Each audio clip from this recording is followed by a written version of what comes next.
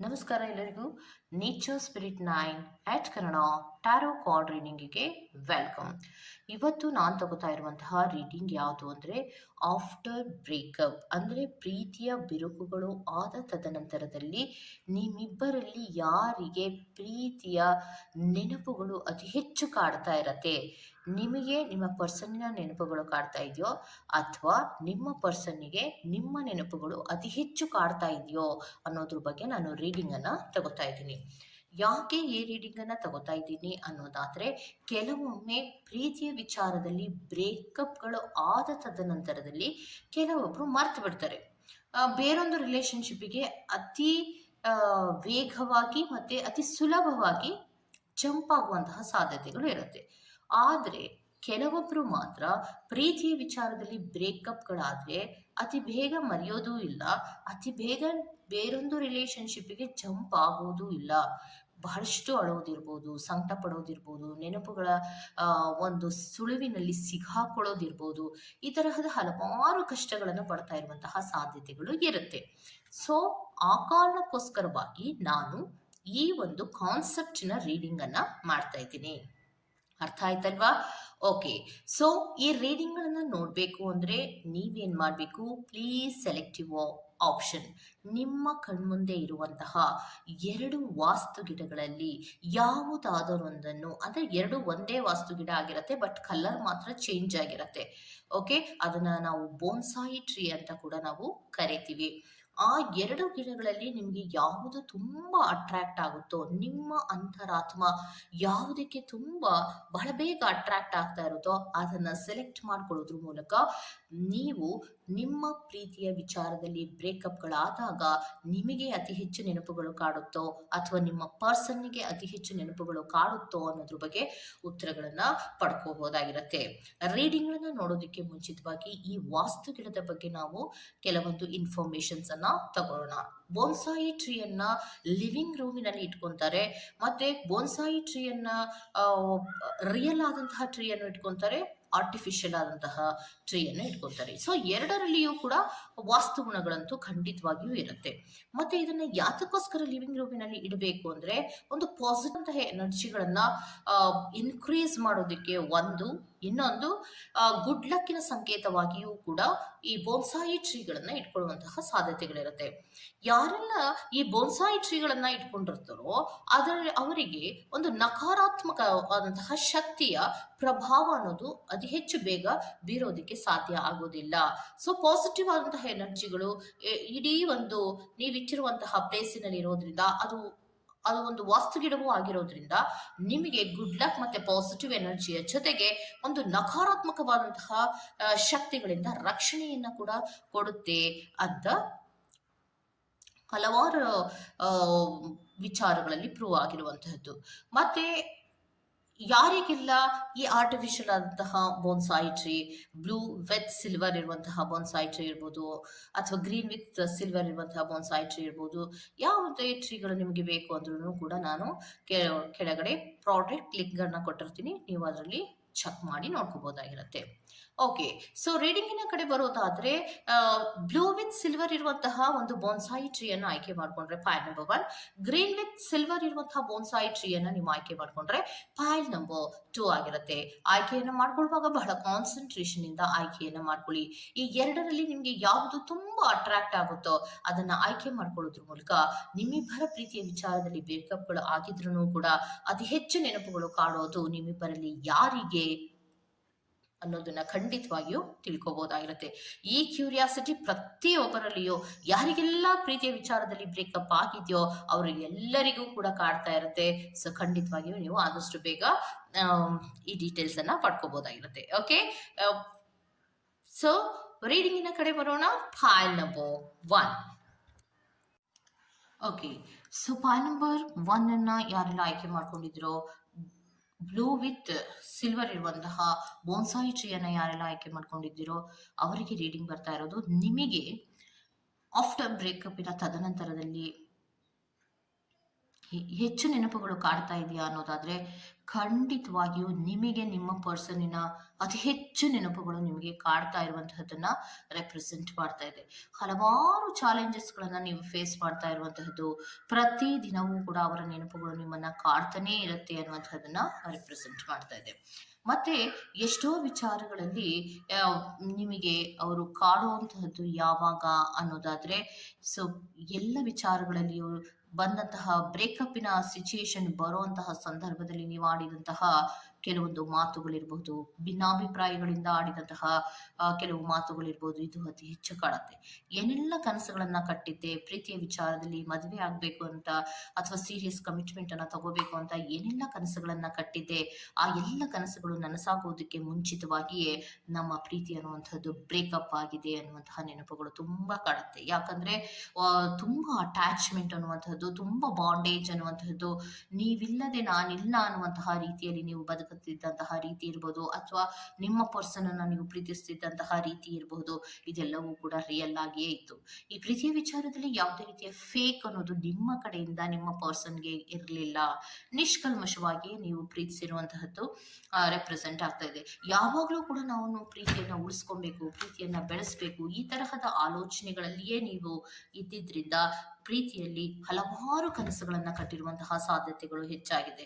So ಯಾವಾಗ ಇದ್ದಕ್ಕಿದ್ದ ಹಾಗೆ ಆ ಪ್ರೀತಿಯ ವಿಚಾರದಲ್ಲಿ ಬ್ರೇಕಪ್ ಗಳನ್ನೋದು ಬಂದ್ಬಿಡ್ತೋ, ಅಂತಹ ಸಂದರ್ಭದಲ್ಲಿ ಅದನ್ನ ತಡ್ಕೊಳ್ಳೋಕ್ಕೂ ಆಗ್ದಿರಾ ಅಥವಾ ಅದನ್ನು ಮರೆಯೋಕ್ಕೂ ಆಗ್ದಿರಾ, ಪ್ರೀತಿಯ ವಿಚಾರದಲ್ಲಿ ಅವರು ಆಡಿದಂತಹ ಪ್ರತಿಯೊಂದು ಮಾತುಗಳು, ನೀವು ಹೋಗಿದಂತಹ ಕೆಲವು ಪ್ಲೇಸ್ಗಳು, ಅಥವಾ ಅವರು ಆಡಿದಂತಹ ಪ್ರೀತಿಯ ಕೆಲವೊಂದು ಫೀಲಿಂಗ್ಸ್ಗಳು, ಮಾತಾಡುವಾಗ ಅವ್ರ ಫೀಲಿಂಗ್ಸ್ಗಳನ್ನ ಶೇರ್ ಮಾಡಿದಂತಹ ರೀತಿಗಳು, ಇದೆಲ್ಲವೂ ಕೂಡ ನಿಮ್ಮನ್ನ ಕಾಡ್ತಾನೆ ಇರುತ್ತೆ.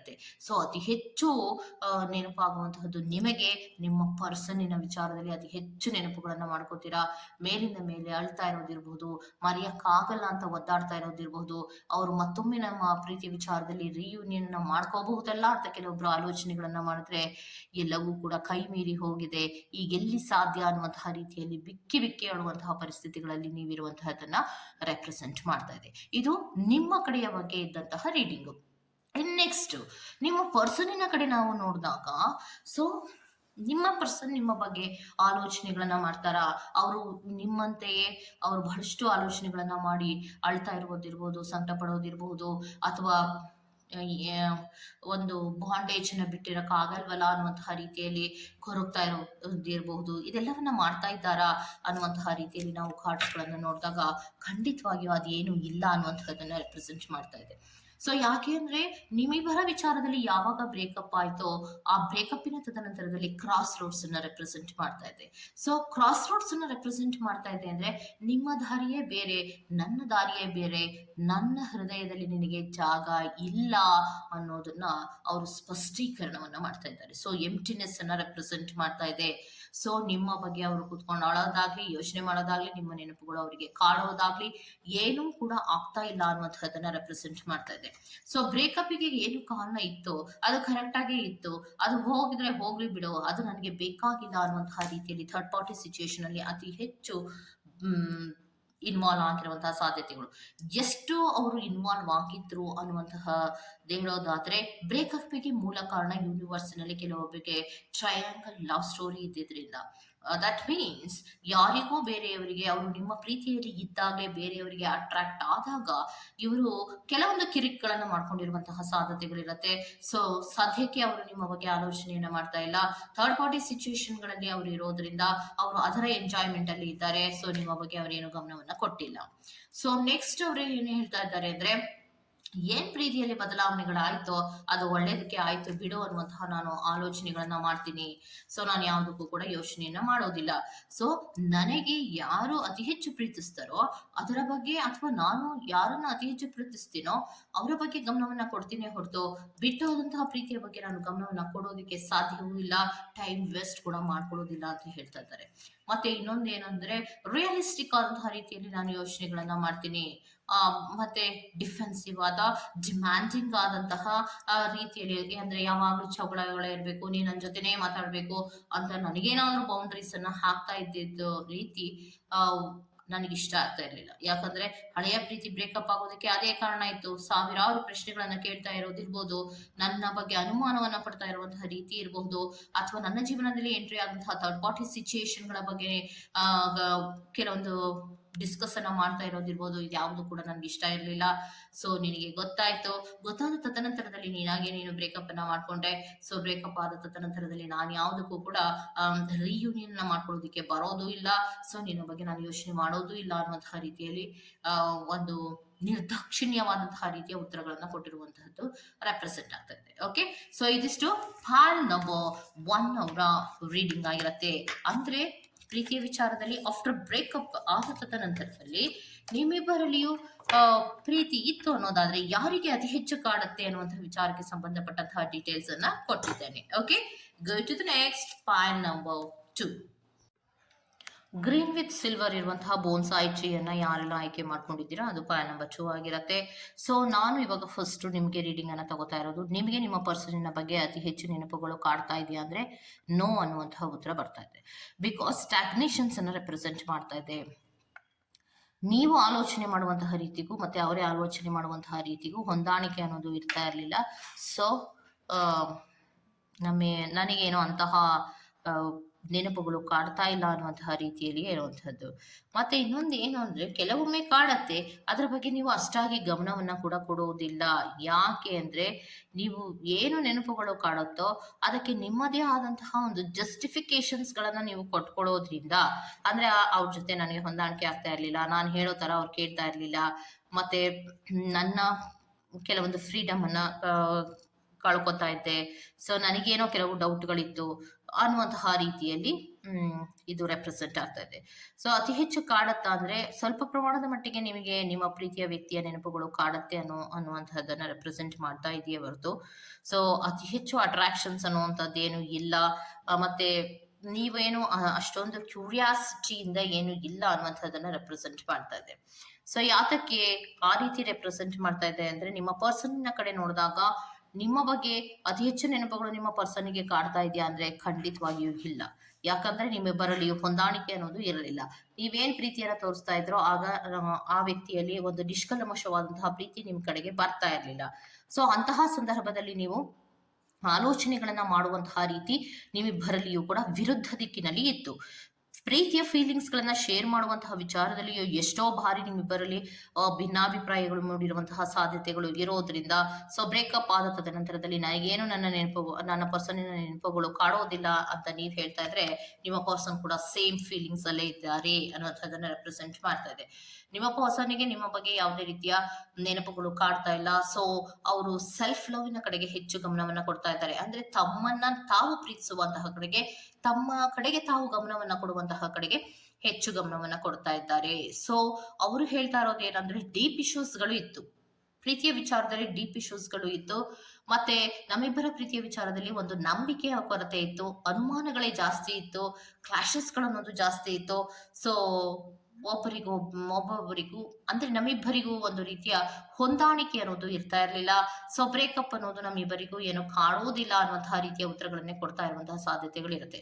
ಆದ್ರೆ ನಿಮಗೆ ಕೆಲವೊಂದು ವಿಚಾರಗಳಲ್ಲಿ ಹೌದು ಅವರ ಕೆಲವು ನೆನಪುಗಳು ಕಾಡುತ್ತೆ, ಅದು ಅಂತಹ ದೊಡ್ಡ ಪ್ರಮಾಣದಲ್ಲಿ ಏನು ಅಲ್ಲ. ಆದ್ರೆ ನಿಮ್ಮ ಪರ್ಸನಿಗಂತೂ ನಿಮ್ಮ ವಿಚಾರದಲ್ಲಿ ಯಾವುದೇ ರೀತಿಯ ನೆನಪುಗಳು ಕಾಡ್ತಾ ಇಲ್ಲ. ಅವ್ರ ಪಾಡಿಗೆ ಅವರಿದ್ದಾರೆ. ಅವರ ಕೆಲವು ವಿಚಾರಗಳಿಗೆ ಸಂಬಂಧಪಟ್ಟಂತೆ ಒಂದು ಸೆಲ್ಫ್ ಲವ್ನ ಕಡೆಗೆ ಗಮನವನ್ನ ಕೊಡ್ತಾ ಇರುವಂತಹದ್ದು ರೆಪ್ರೆಸೆಂಟ್ ಆಗ್ತಾ ಇದೆ. ಹೊಂದಾಣಿಕೆ ಇಲ್ಲ ಅಂದ್ಮೇಲೆ ಬ್ರೇಕಪ್ ಆಗಿದೆ. ಸೊ ಬ್ರೇಕಪ್ ಆಗಿದೆ ಅಂದ್ಮೇಲೆ ಅದಕ್ಕೆ ಯಾಕೆ ನಾವು ಕೊರಗಬೇಕು ಅನ್ನುವಂತಹ ರೀತಿಯ ಆಲೋಚನೆಗಳನ್ನ ಮಾಡ್ತಾ ಇರೋದ್ರಿಂದ ನಿಮ್ಮಿಬ್ಬರಲ್ಲಿಯೂ ಅಂತಹ ದೊಡ್ಡ ನೋವುಗಳಿಲ್ಲ.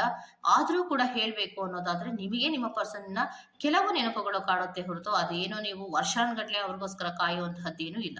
ಆದ್ರೆ ನಿಮ್ಮ ಪರ್ಸನ್ಗೆ ಈಗಲೂ ಕೂಡ ಅವರು ನಿಮ್ಮನ್ನ ಕಾಯ್ತಾ ಇಲ್ಲ, ಅವ್ರ ಪಾಡ್ಗೆ ಅವ್ರು ಇದ್ದಾರೆ ಅನ್ನುವಂಥದ್ದನ್ನ ರೆಪ್ರೆಸೆಂಟ್ ಮಾಡ್ತಾ ಇದೆ. ಓಕೆ, ಸೊ ಇದಿಷ್ಟು ಯಾರೆಲ್ಲ ಗ್ರೀನ್ ವಿತ್ ಸಿಲ್ವರ್ ಇರುವಂತಹ ಒಂದು ಬೋನ್ಸಾಯಿ ಟ್ರೀಯನ್ನ ಆಯ್ಕೆ ಮಾಡ್ಕೊಂಡಿದ್ರೋ ಅವರ ರೀಡಿಂಗ್ ಆಗಿರುತ್ತೆ. ಈ ತರಹದ ರೀಡಿಂಗ್ ನಿಮ್ಗೆ ಇಷ್ಟ ಆಗಿದ್ರೆ ದಯವಿಟ್ಟು ಸಬ್ಸ್ಕ್ರೈಬ್ ಮಾಡಿ, ಪಕ್ಕದಲ್ಲಿ ಇರುವಂತಹ ಬೆಲ್ ಐಕಾನ್ ಅನ್ನ ಪ್ರೆಸ್ ಮಾಡಿ. ನಾನು ನಿಮ್ಮನ್ನ ಮತ್ತೊಂದು ರೀಡಿಂಗ್ ಗಳಲ್ಲಿ ಸಿಗ್ತೀನಿ ಅಂತ ಹೇಳ್ತಾ ನಿಮಗೂ ಚೆಕ್. ಬಾಯ್.